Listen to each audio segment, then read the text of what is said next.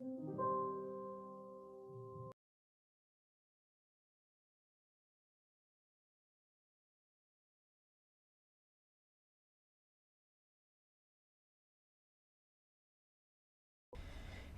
and welcome to Iranian Voices, a program exploring events in Iran that impact our lives in America and the world.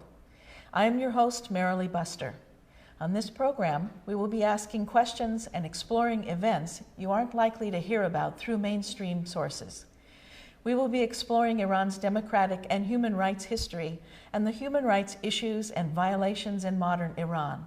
We will begin to discuss the grassroots movement that is now manifesting in protests against the current fundamentalist regime and what that movement means to Americans. My guest for this program is Sima Yazdani, a mother, wife, and working woman. Ms. Yazdani is active in human rights issues and has firsthand knowledge of human rights practices and policies in Iran. She is founder of United for a Free Iran, a nonprofit educational and cultural organization advocating human rights and democracy. She is a brilliant modern woman, and she was granted 6 patents for Cisco Systems, her employer, on metadata innovations.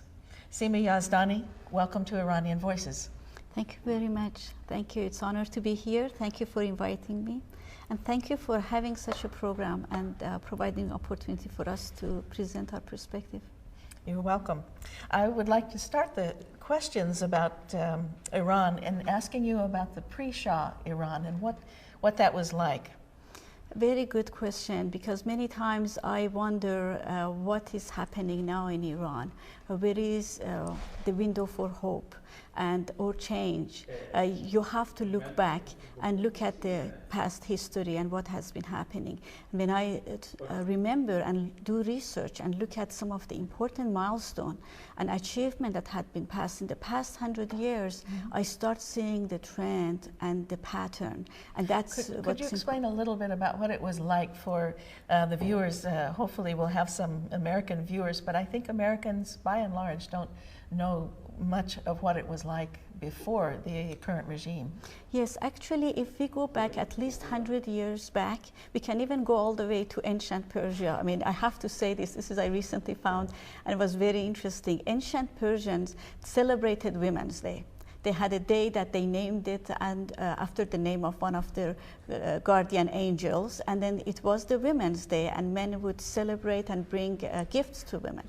So the history of ancient Persia is very rich, full of cultural events, programs, and but I want to zoom back to the past 100 years, and 1906, 1907. At the turn of the past century, a lot was happening in Iran. It was after years of very repressive monarchies. The monarchy at the time was called Qajar. And 1906 and 1907, these are the years of the constitutional movement. Intellectuals, dissidents, after years of protest of the repressive policies and of the regime, of the monarchy, the Qajar regime at the time, they were able to force the king at the time to sign the decree to have a national parliament, so that people's representations participate in the governing of the country. And the women's role at that time, were they able also to participate? Yes, that's what's so amazing. That's what I found. There are many, many occasions that women participated in this constitutional movement. They, at times, they even fought against the dictators. They were among them. Through poetry, through their actual participation in women's group, they formed women's group. They put together their own journals, newspapers, magazine. They fought for having schools for girls. Through many aspects, they participated. When I look at that history, I see that women in Iranian recent history, the push for democracy and liberation, they were not only present, they were in the forefront. And I'd like to mention too that while we are speaking about women's rights here, it is not because we are so focused on only what women need, but because women's rights and women in countries, how they're treated, the policies around them, are very indicative of the health of the policies in that country. And as such, that seems to be why we've come to this focus today. Yes, definitely, very related. Actually, United Nations has many, many articles that talks about that. When they look at the women's right, the number one problem and topic, the issue that they focus on is violence against women. Violence against women at the family level, at the relationship level, at the community, country level.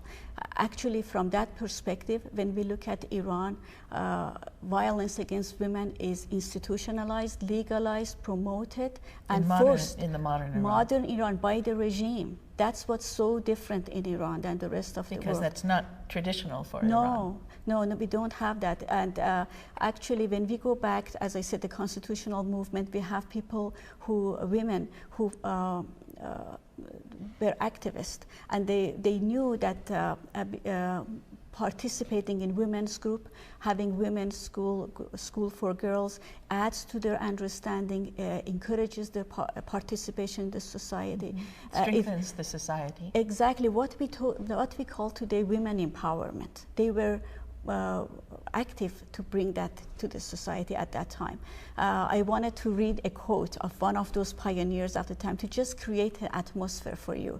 The lady, this is as of May 10, 1907, a lady called Bibi Khanum Estarabadi. She was one of the founders of the first girls' school in Iran called Dushizegan. And when was that again? She founded the school in 1945, but in 1907, she wrote this in an article in newspaper because as early as that, she was active for women's rights and participation.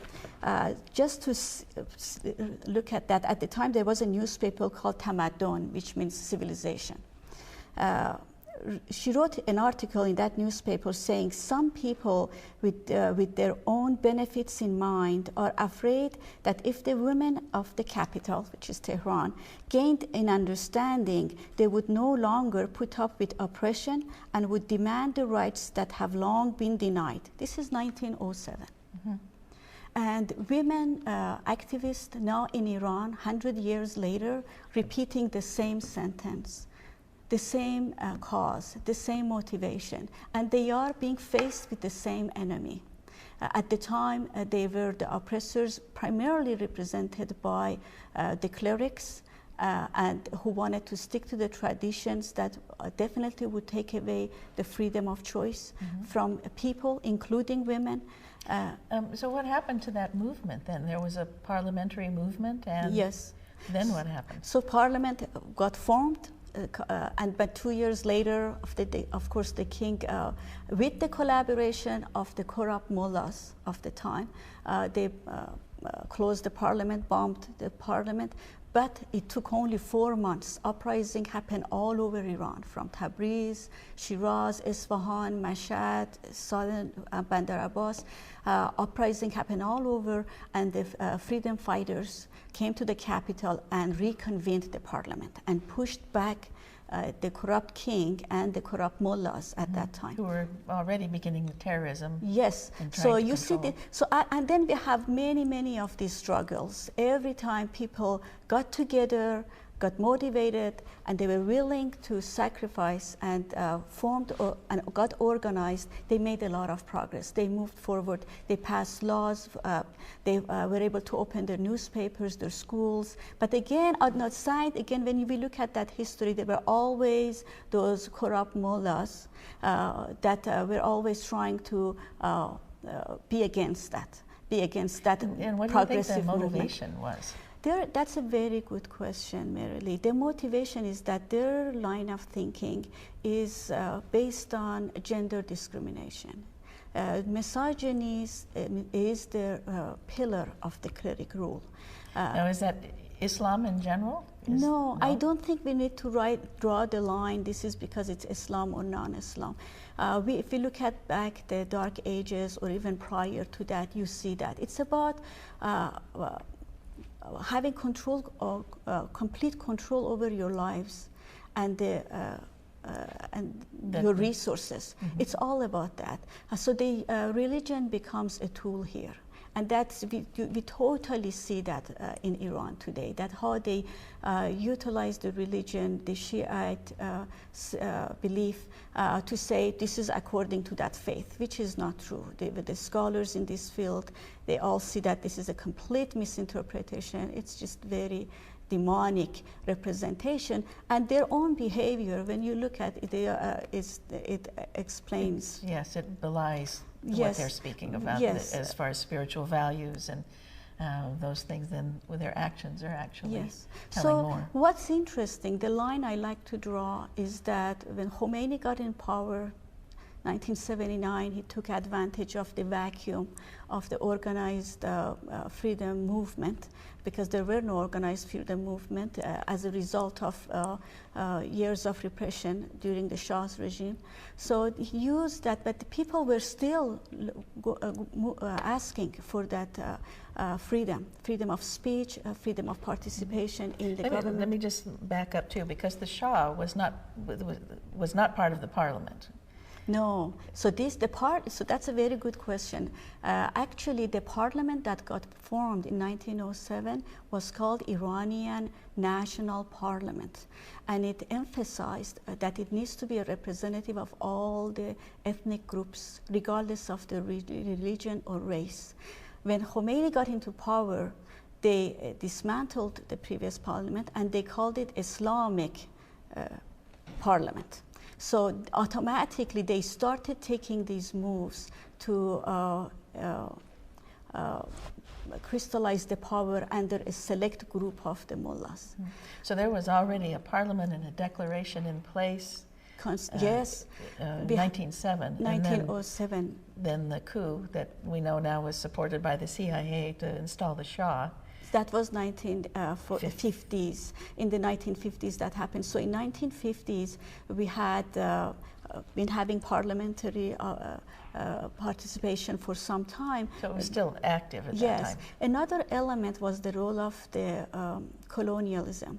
The British and Russian colonial influences, again, being coupled with the corrupt mullahs.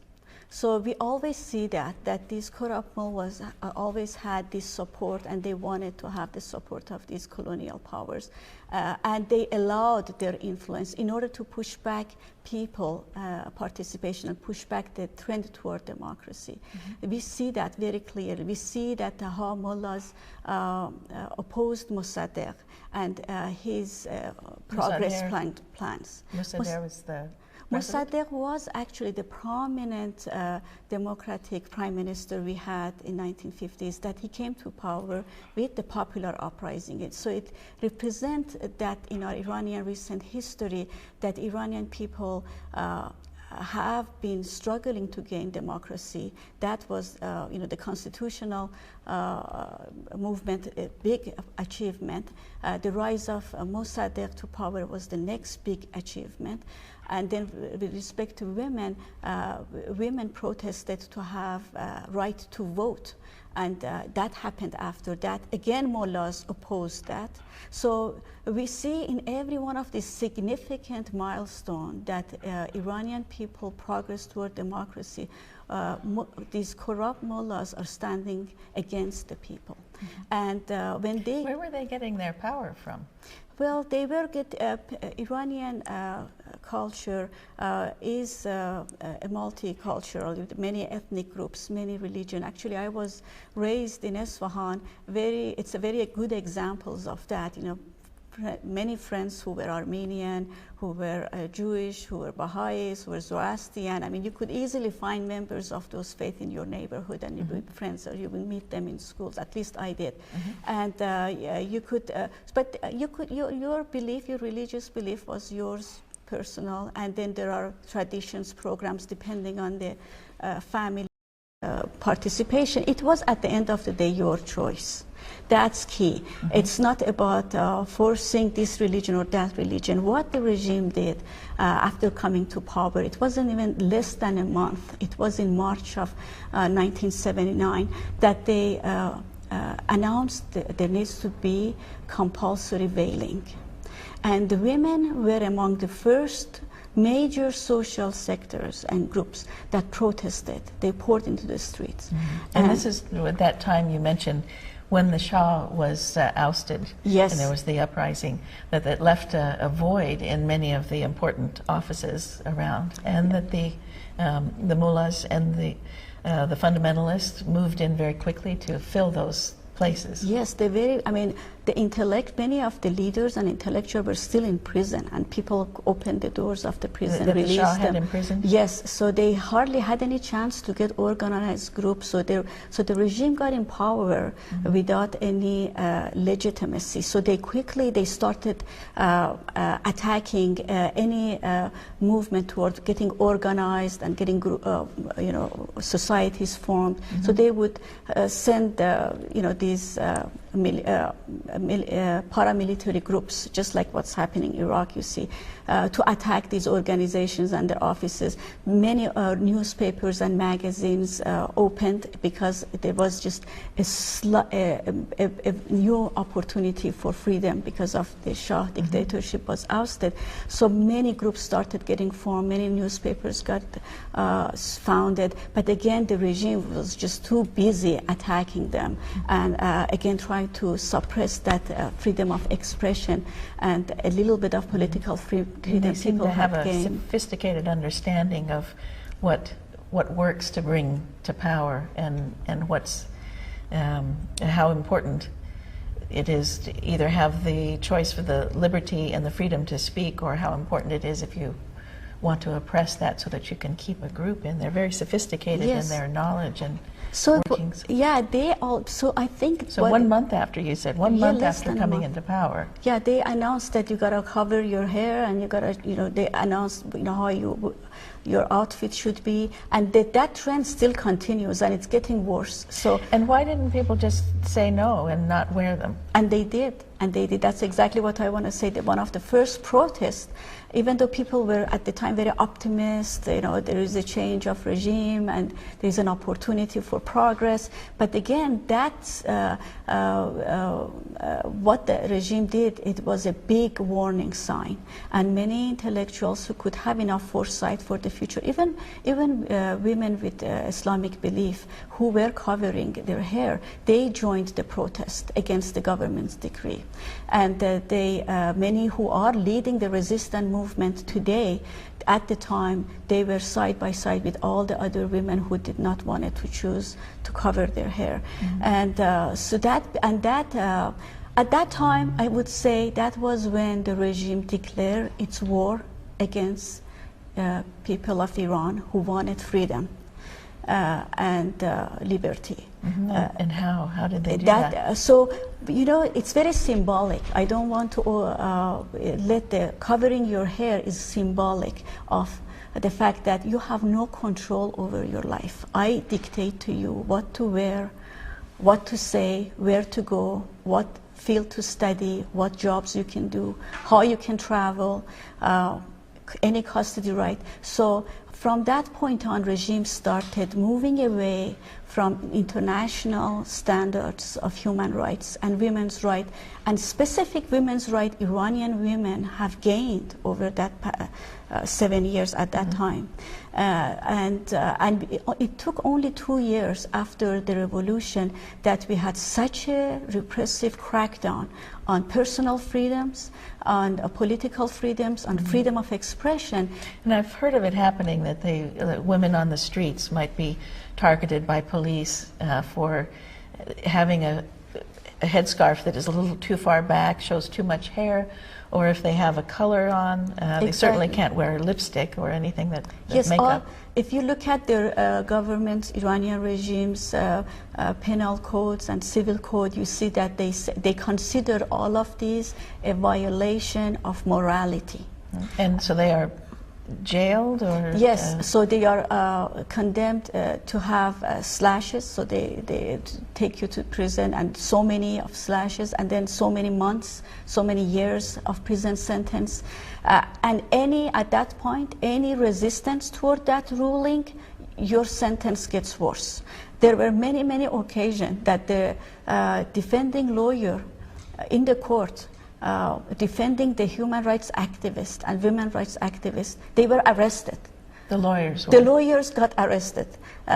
So that is, I just, I'm going on these events, kind of to illustrate that not only this regime has attacked the personal freedoms, basic personal freedoms, and the rights that United Nations International Declaration of Human Rights have already approved, and Iranian government is supposed to be a signatory to that rule. They're supposed to support it and report on its compliance. They are not. So that's a big issue here. And not only that, people, when they protest, and when, according to the legal proceedings, you have lawyers, even your lawyers are not allowed to defend you. And so the judicial system and all the civil codes, everything, all these different branches of the government, they are all following, like facades. Yes, they're all following the same line of thinking. And what can the UN do then? Can they enforce that these reports are made and accounted for? Very good question. It takes us to the policy option. That's one of my interest area. That this is not the first time United Nations is faced with a government that is not complying. And it's not the first time that probably the government has not complied once or twice. Over 50 times United Nations General Council have condemned Iran for violation of human rights. Amnesty International, even the last few days, we had many alerts coming from Amnesty International regarding youth being sentenced to execution, women being sentenced to stoning, very barbaric form of punishment. I understand there was just recently, there was a young man, 20-something, that had a problem of drinking, and he was drunk in public, and they stoned him to death. Is that correct? So, and actually, what is important here is that when we look at the corruption, the Iranian regime is the source of corruption, is the source of creating an environment for Iranian people in terms of unemployment. There is such a high unemployment, there is such a high level of hopelessness. And there's no accountability. They have to answer to no one for this, but the United Nations, shouldn't they lie. They lie. So that's what's very interesting. Iranian people came to know this, that this regime is the worst liar. And actually, in when it comes to Persian cultures, they always knew that. We have an example of, we use the fox, the animal fox. And the animal fox is like, of course, very deceitful. So they characterize these mullahs like fox. They are deceitful. They are master of deceit. So when they come to international bodies, when they interact, so when you have Iranian regime representing Iranian people, which with all these violations, they are not the proper representation, and then you have international bodies, either United Nations or other countries around the world, and then you see the interactions. If these interactions are helping the Iranian regime to stay in power, in a way, they are indirectly helping the violation of human rights against general public, against the ethnic groups, against all the religions, against the youth. Our trade deals, when we... To continue. Yes, we bring up in our trade deals that a country must have a certain standard of human rights, and if they don't have those, we tend to bargain it and so go ahead and do our trade with them, hoping that they will change. Yes, so when I look at these pictures around us, I see there are pictures of human trafficking, that there are documented by Women Freedom Forum, by university professors, that Iranian clerical regime and the guards are directly and indirectly involved in the human trafficking. When I look at the pictures of the students' uprising, I look at them as the talents. These are the ones who can do innovations. They are the ones who can do all sorts of innovation in science, technology, education, society. They can be leaders, and they show their leadership skills in these protests. They are the future leaders of our society, and they are being, for their protests, for not having guards present present on university campus or asking for their equal pay, they get arrested. Asking for the equal rights when it comes to child custody. So in those pictures, those were the signs they were holding Yes. up asking for? Yes, for example, insurance for women. Equal insurance for women, equal access to health for women, equal access to education. All of these signs are considered moves against the security of the regime. That's how regime titles them. A security threat. Yes, it becomes a security threat, and as long as a security threat, you're taken to the prison, your belonging, your properties, your rights, your licenses, all taken over. And basically, you have no more control over your lives. And if a family member complains, they may be subject to arrest. We had many, many occasions of that. We had many, many occasions that people, while they were under interrogations, they haven't even announced for what fault you arrested them. The next day, the family was called to come and take the bodies. There was about a couple months ago, we had a student who was arrested, and the next day the student was killed. We had Zahra Kazemi, the journalist from Canada, that she got killed throughout that whole proceeding. While she was in custody. So you had a very good question earlier. What is the United Nations or international body who are supposed to govern and administer the compliance of this? When they send their monitors to Iran and they come back with a report that the regime have produced that says, yes, we are making progress toward human rights, we are making progress toward civil society, why they don't question it? The facts are there. The people are there. Today in Iran, you cannot have a non-governmental organization working on social issues. You cannot, every association has to be directly linked with the government and approved. Otherwise, you have no license to operate. Even those in the constitution, which by the way, this regime changed it. The constitution we had in 1907, this regime changed it. And they added all these barbaric punishments and all these rulings that was cutting down on the individual freedom and and the group's society's freedom. So according to that, even though it's allowed, you can form an association. Again, it's illegal today.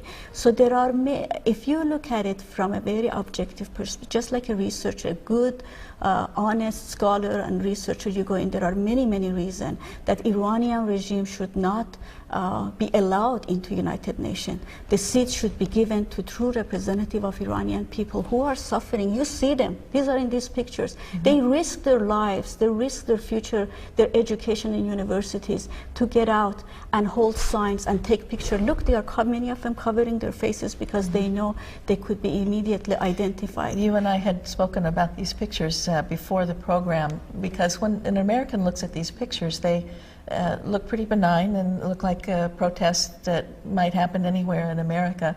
But to explain that they're not allowed to wear color, and so these the red colors, and there was one beautiful picture of a woman with a blue bandana underneath her black covering.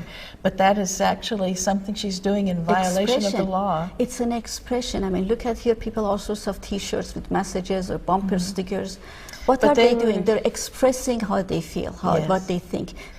With these, actually, Iranian women, they are, it's not that they have no issues and fashion is their only issue. No, this is probably the only means left for them. They say, I exist, I have rights, and I do not put up with your oppression. And I demand my equal rights. I demand to be treated like a human being. I demand my dignity be respected. And at great risk to themselves. Yes. They're wearing these colors. And these are the demands that this regime cannot stand. So by choosing to attack women, in a way they are choosing to attack the rest of the society. Certainly if they make women very afraid and they make the families afraid to support them or to stand up for them, and then that's pretty much the whole country they have under a thumb.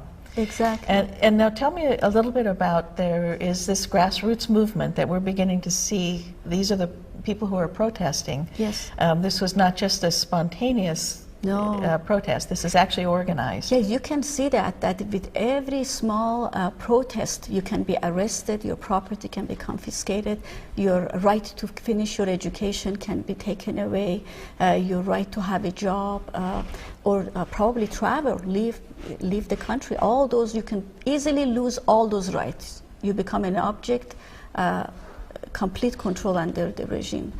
So they still do that because they're trying to send a message for their generation, for the rest of the world. What we are facing in Iran is a full-fledged war between a fascist, religious, fundamentalist regime against people who are asking for freedom, liberty, and safety, peace. And they are not armed. They are not armed. These are all peaceful protests. But look at the amount of number of police and special agencies and intelligence service and the amount of money this regime spends on propaganda around the world. They buy scholars, they buy journalists, because they have the complete resources of the country at yes, their complete. hands. And that's how they to cover up what's going on. But truth never stays undercover. We know that throughout human history. And every individual, every one of these people who are protesting, they are the light of the earth. The way I look at them, they are the one who are in that darkness. They are being a single candle, bringing the light of the truth. That this is not what we ask for. This is not what we want to put up, and this is not what we want for our future generation. We're gonna do whatever we can to change that. And make these, allow voices to be heard, allow people to live their lives in freedom. Which brings me to the question of how this affects Americans. And if we're watching this, or most of the time we don't even know that it's happening because it doesn't seem to show up on our radar. However, I did do a little bit of internet research and started finding a lot of stories. There's a lot going on in Iran, and it surprised me that none of it seems to show up on the nightly news. So I have to start looking at other sources. That's a very good question. Many Iranians are wondering, and they are feeling disappointed that what happened to all those cameramen, to all those news media, who, when Iranian people having their uprising against the dictatorship, 1979 dictatorship in Iran against Shah, they were Khomeini and his crew, who hardly protested against Shah. They hardly said anything to get Shah or Savak upset. They were surrounded 50 or so in Paris with all those cameras and media, and there was such a daily coverage about that time. I was here in the US. But now, last year, there was 50,000 Iranian people around the world from 50,000 from many corners of the world. They gathered, they protested the violation of human rights. They asked for democratic change in Iran. And with the resistant movement that has been organized in the past 25 years, and with the resistant movement leadership, National Council of Resistance, which is an organized leadership movement. And the 50,000 people gathered, and it didn't get much. It got some covering. It got some covering. That definitely got coverage, but not equivalent to the coverage I saw in 1979. So that's a very good question. If the journalists or media is supposed to be objective and represent the fact, then that's a question. How come it's not happening? If individuals like me or Iranian people are not advocating, then let's do it. That's why I responded to your call and doing this interview. All we have to do is tell the fact, what we hear, what we feel from our family members, what's happening to them, the amount of hopelessness, the amount of addiction, rise of addiction, the amount of rise of suicide by setting themselves in fire. Is so high that if you look at it from any just slight level of research, you can see this shows that there is a lot of repression going on. And who is doing this repression? Is the regime. And we can help by asking questions, asking our representatives if they would look into what's going on, if they would keep us informed of human rights violations. If we have delegates in the UN, we could email. Definite policy option.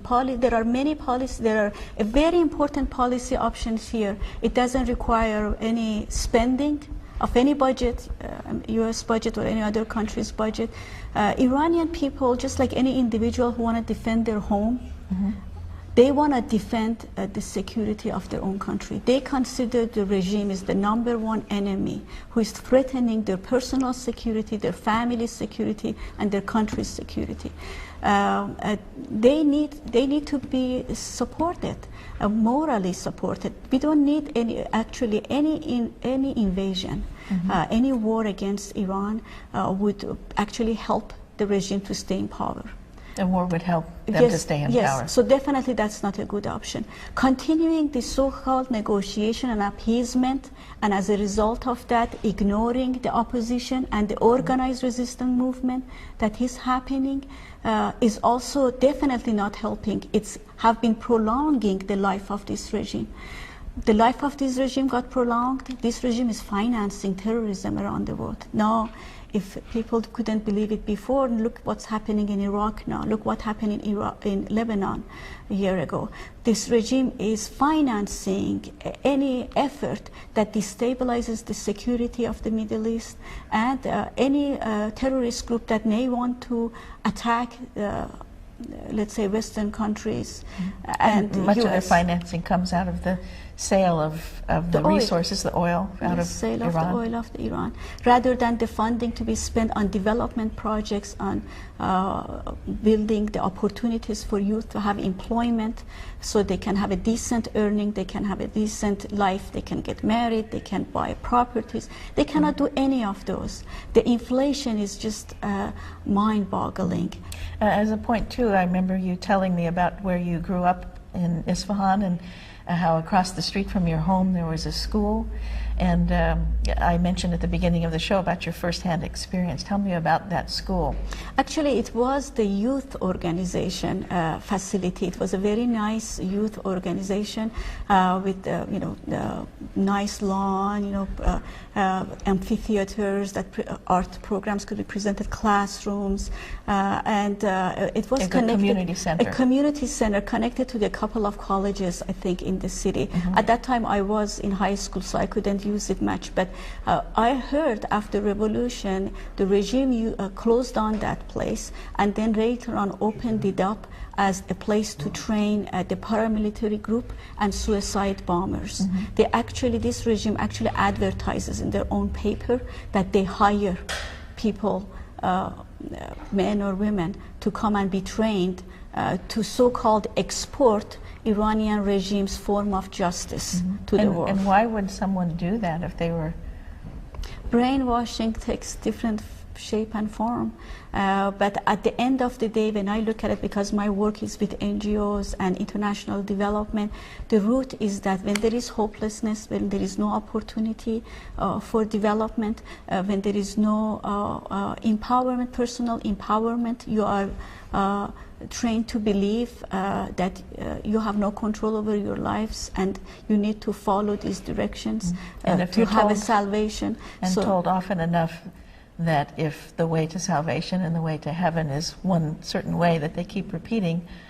And then they get financed. Many of them, like mercenary, they get. They would be able to leave money to their family. They not only family themselves. Yes, for example, the university admissions. The government completely control university admissions, and they have been reserving a good portion of it for these people who accepted to be some sort of mercenary for the regime, and participate in the crackdown, participate in the operation. They in schools, in society, in streets, in alleys, in places of employment, in anywhere they could see, they could operate. They go back to the regime, and they as part of these agencies they're part of, they get lots of money.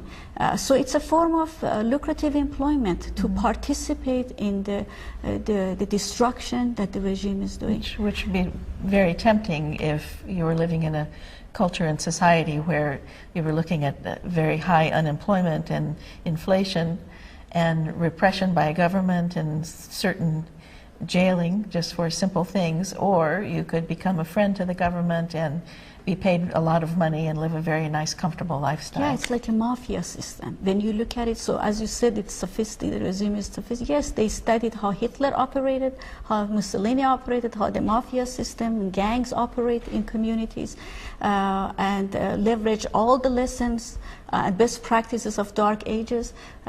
You go back, you see all that. You see what Dracula did in Europe in those years. You see all those worst practices that humanity put it behind. Mm-hmm. And as part of civilization, it should be behind us. I mean, stoning, when you look at the Jesus parable, 2,000 years ago, should have been abolished. We didn't have it in our culture. I don't even remember it. The only time we remember it was in stories. In Bible, we read it, that those days they did that. Mm-hmm. And it's happening today in Iran. Of course, regime doesn't want the rest of the world to know, but if you open the judicial books, they sentence people and they actually carried it out in hiding. They cut limbs, hands and legs for petty thieves, whereas the regime itself is the grand thief. And you mentioned exporting, and I don't know if this is an example actually of exporting, but you had told me earlier about a story that happened in Canada of an honor killing. Yes. You know, the threat of fundamentalism as this Khomeini's regime got into power is threatening the rest of the world. What I mentioned is the impact of this regime on Iranian people. But this regime, in order to stay in power, it has to export its line of thinking. It has to export its agencies and mercenaries across the world and encourage this line of thinking, encourage this line of behavior so that they can create unstable communities and further and further take away the personal freedom and the liberties of civilization. Mm-hmm. Is there a kind of formula that they use that you can identify? Well, yeah, that's a good point. You know, when you look at the way, when you just look at the surface of the language of the scholars who support the regime or the regime's the so-called diplomats, they say we are resisting against Western influence. So to them, achievement of humanity, civilization, achievements of Iranian people we have a very rich history of civilization, are against the values our own poets like Hafiz, Saadi, Rumi, and many of our own scholars for years have disseminated. They are against all those. So it's not that they are against Western or Eastern. They are against humanity. And so civilization. Civilization. So when you read, whenever you listen to their sentences, you gotta be able to. They are doing anything they can to be against civilization and have complete fear and control over countries. So they are moving toward that direction. There was an honor killing in Canada about a month or two ago. I just heard it in the news. So these are indirect result of Iranian regime promotion of religious fascism and elimination of liberty and freedom. Well, what was the killing about exactly? I believe the youngster, the teenage young woman, she was writing poetries in her online Facebook or online blogs, that how much she was under pressure and forced by her father to act certain way or wear certain clothes. And she was expressing that my personal freedom is being taken away. And then all of a sudden everyone heard that I think either a family member killed her as part of the honor killing. Iranian regime promotes, legalizes, and sanctions honor killing. So basically, if a father or a brother decides the female member of the family is out of line, like I've heard it was in the news that the daughter of this family got married. After a year or two of living with her new husband, she found out that he's very repressive. So many times she came back home. the father found this as against the honor of the family and had the brother strangle her to death. The government says, yeah, that was, they had the right, they can do that. So there's no murder charge. No, so I want to ask United Nations and international bodies and governments who have trade relationship with this regime, that this is the value system they're operating. Sooner or later, then they are, after they say it, to export this value system in every community they can. They're starting with Middle East, Iraq, Lebanon, Palestine, everywhere, and they're going everywhere they can.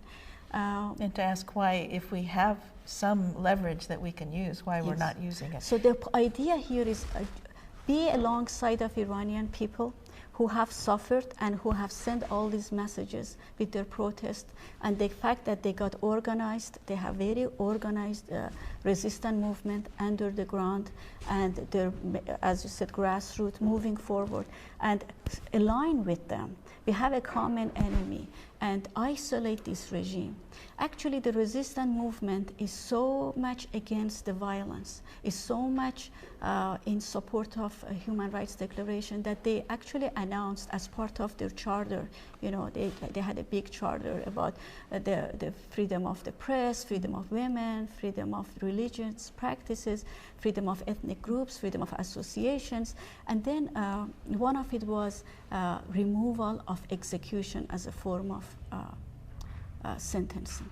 So Iranian resistance was this the National Resistance Council? Yes, that's correct, National Council of Resistance. So when you look at this 100 years of struggle for democracy and freedom, these are all the result of so-called best practices and lessons learned. That you gotta be organized, you gotta have a solid strategy, you gotta be pervasive, extensive, you gotta be sustainable. Because the fascist fundamentalist regime is very sophisticated. Very sophisticated. They do anything they can. Now, but we had mentioned the grassroots movement. This National Council of Resistance is different from that grassroots movement. No. They are all of the same. There is a lot of independent movement happening in Iran, but the spirit is the same. If you look at all their charters, you see all aligned. They're all saying they're starting with individual freedom, civil freedom, gender equality, either at workplace, at the family law, and they're making their way toward the political freedom. So if you look at, depending on where their focus is, each of these efforts, they're all along the same path. So this is what I want to present, that there is an alternative. Speaking of the policy option, you don't have to just deal with Iranian regime, put up with their illogical behavior and export of terrorism. Support the national movement that is resisting and isolate the regime. Give seats at United Nations to the representative of Iranian people, to the representative of the National Council of Resistance, so that they can present and be an advocate of people. And we have a very expensive war going on, and I'm not just talking about dollars. And then if that is, as has been said, part of the war on terrorism, or is the war on terrorism, that if we have a way to actually achieve, by winning, achieve a win in this war on terrorism, that we should take especially any means that are peaceful means. Definitely. I mean, example that comes to my mind, when you have a healthy lawn, the root is healthy, you have very nice lawn. But when it gets full of weeds, no matter how often you cut the leaves of the weeds, this is a lawn that the weeds are growing, and it's getting that bad. That's what's happening in Iran. The ruling government, it's the weeds. The more you just not talk to them, or sanctions are definitely very helpful. I mean, any appeasement, it's going to strengthen those roots, those weeds. We don't want that.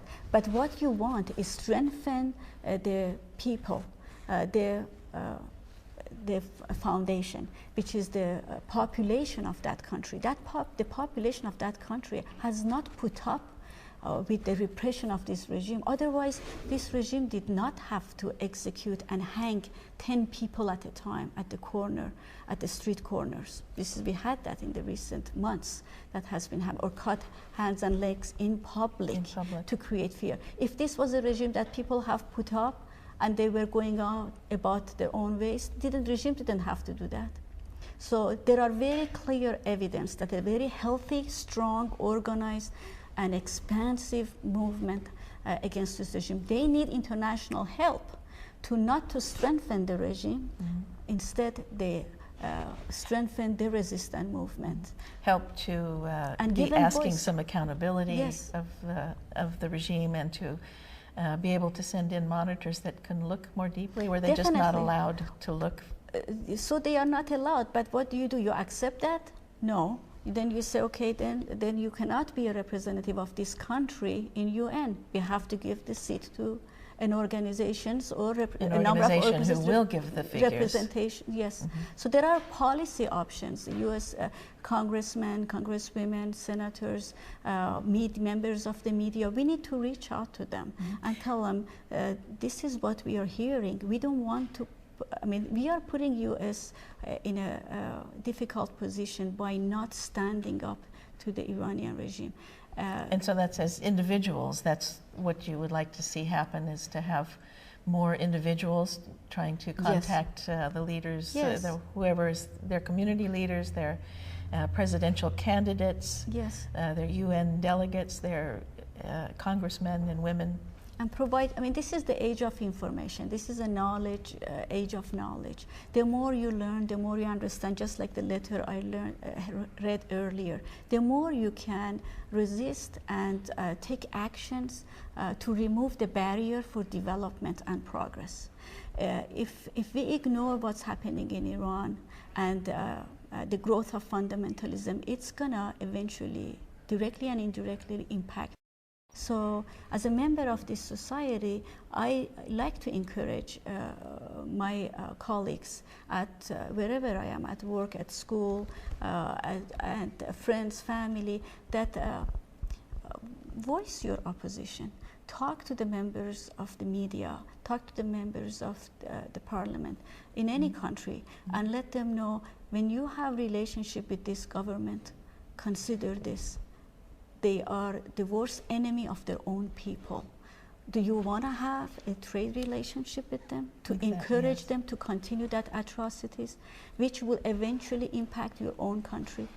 Why are we doing business? Yes, and we have these leverages. It doesn't require us sending any soldiers or have any war. As I said earlier, if you strengthen the family, who needs to protect their house, they can protect their house, and then provide the governance in that community so that they can allow to have a safe community, a safe neighborhood. They will do that. That's the human nature. So you have no doubt that Iranian people would like liberty, freedom, peace, development, and a very good relationship with their neighboring countries. They do not want to dominate. They have many, many issues in Iran that they would like to see those solved. Iran is a very multi-ethnic, multicultural country.